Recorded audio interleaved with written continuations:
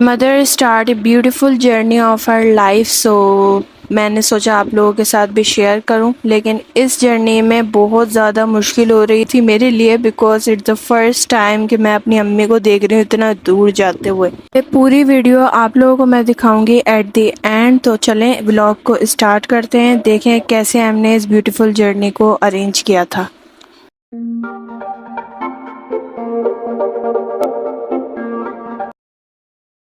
अस्सलाम वालेकुम everyone, this is me और Ayesha Siddiqui and welcome to my channel AS vibes official. Today's vlog is gonna be very special because मेरी अम्मी जा रही हैं उम्रे पे फॉर द फर्स्ट टाइम और उनकी ज़िंदगी का ये बहुत खूबसूरत सफ़र है। तो दुआ करते हैं कि अल्लाह ताला उनका ये सफ़र कबूल फरमाए। जब तक अम्मी की पैकिंग चल रही थी तो सोचा मैं अपनी अलमारी को सेट कर लूँ। ऊपर वाला पोर्शन मैंने कल सेट कर लिया था और नीचे वाले पोर्शन को मुझे आज सेट करना था। काफ़ी गंदगी हो गई थी तो मैंने सोचा आज सेट कर लिया जाए। फ्रॉम 23 ऑफ जुलाई टिल 13 जुलाई तक मैंने कोई व्लॉग पोस्ट नहीं किया, ना ही मैंने अपने ऊपर कोई ध्यान दिया, बिकॉज मैं बहुत ज़्यादा इमोशनल हो गई थी और मुझसे जो है वो ना खाया जा रहा था ना कुछ पिया जा रहा था। बस मुझे अम्मी की याद आ रही थी और दिल चाह रहा था कि अम्मी जल्द से जल्द आ जाएं। वो 10 दिन बहुत ज़्यादा मुश्किल से गुजरे हैं। यकीन करें अम्मी के बगैर घर घर नहीं लग रहा था, सुकून बिल्कुल भी नहीं मिल रहा था। जल्दी मैंने अपना सामान वगैरह समेटा और उसके बाद जब मैं दूसरे कमरे में गई तो मुझे पता चला कि हमारी जो मुझसे बड़ी जो सिस्टर है वो सारी अम्मी की पैकिंग वगैरह कर रही थी, जिसमें हर चीज़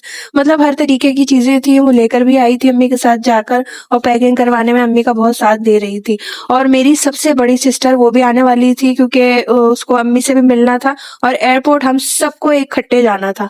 हर एक सामान हमारी बहन ऐमन लेकर आई थी और पैकिंग भी वही कर रही थी, तो सारा क्रेडिट इसको जाता है। मेन काम तो ये भी कर रही हैं।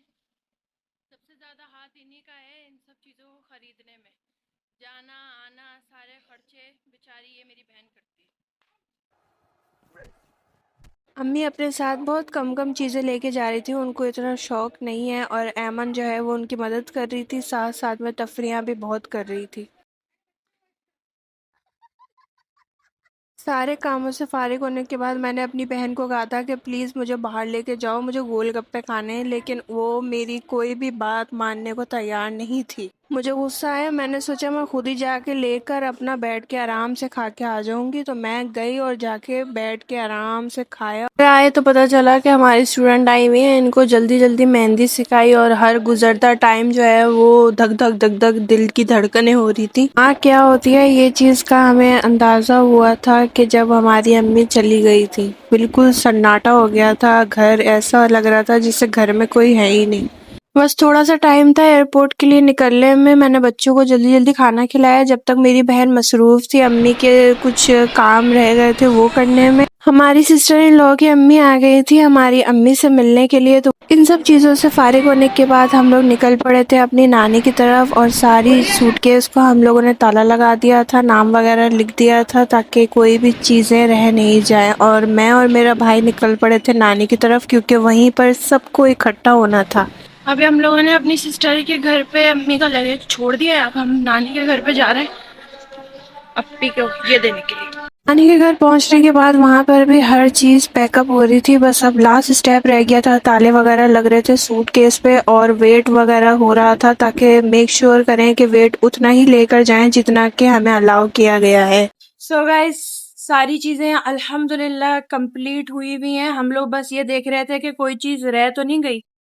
अभी भाई गए हुए हैं अम्मी की कुछ डॉक्यूमेंट्स को फोटोकॉपी करवाने के लिए, एक तरीके से सेफ साइड पे, ताकि हम लोग रहें, कोई ऐसे मसले वाली बात ना हो। इन लोगों की जो फ्लाइट है वो मगरिब के बाद हम लोग अम्मी को एयरपोर्ट लेके पहुंच जाएंगे, और मगरिब के बाद हमें यहीं जमा होना है, सब यहीं पे जमा होंगे जितने भी लोग जा रहे हैं।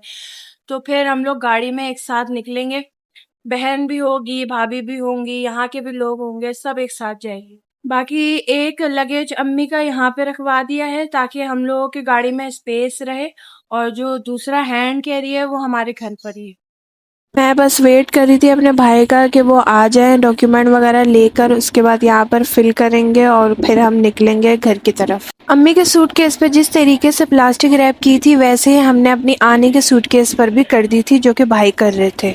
घर आके थोड़ा-सा रेस्ट किया, उसके बाद जल्दी-जल्दी हम लोग तैयार वगैरह हो गए थे क्योंकि अब हमें जाना था एयरपोर्ट। सबसे पहले हम नानी के घर जाएँगे और उसके बाद हम लोग सब मिलके जाएँगे एयरपोर्ट और ये यहाँ पे टाटा कर रहा था कि मैंने बोला था दादी जा रही है टाटा कर दो। नानी के घर इकट्ठा होने के बाद हमारे जो जितने भी जाने वाले थे उनसे सब मिल रहे थे, गले मिल रहे थे, दुआएँ दे रहे थे और मैं तो ये बताना ही भूल गई, मेरी अम्मी के साथ उनकी बहनें जा रही थी और मेरा एक कज़न जा रहा था। से मिलने मिलाने के बाद बस हम लोग अब निकल रहे हैं अम्मी को एयरपोर्ट छोड़ने के लिए। ये व्लॉग एक दिन का नहीं है, अप्रॉक्सीमेटली इसमें 2 दिन लग गए थे मुझे क्योंकि ये व्लॉग बनाना मेरे लिए बहुत मुश्किल था और पोस्ट भी मैंने तब नहीं किया जब अम्मी चली गई थी, बल्कि जब अम्मी आ गई हैं अल्लाह का शुक्र है तब मैंने ये पोस्ट करना है क्योंकि दिल ही नहीं था कुछ भी करने का। ना मैंने अपने पौधों का ख्याल रखा, ना मैंने अपना ख्याल रखा, ना कुछ खाने पीने का दिल करता था। बस दिल करता था कि अम्मी आ जाएं तभी जाके सब चीज़ें सेट लगेंगी। ऐसे ही अम्मा के गले लगी हूँ तब मेरे दिमाग में सारी चीज़ें आ गई, मैं अपने आप को संभाल ही नहीं पाई और इतना रोने लगी। अपने सारे बहन भाइयों में से सबसे ज़्यादा मैं ही रोने लगी। सब मुझे चुप करा रहे, चुप हो जाओ, चुप हो जाओ, बहुत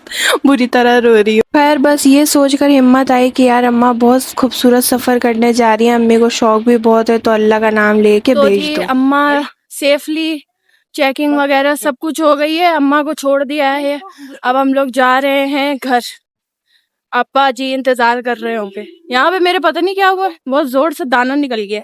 अल्हम्दुलिल्लाह सारी चीज़ें खैर खैरियत से हो गई थी। अब थी बारी घर जाने की। ये था एक खूबसूरत सा सफ़र एंड मैं आप लोगों से जो वादा किया था वो वीडियो देख लें।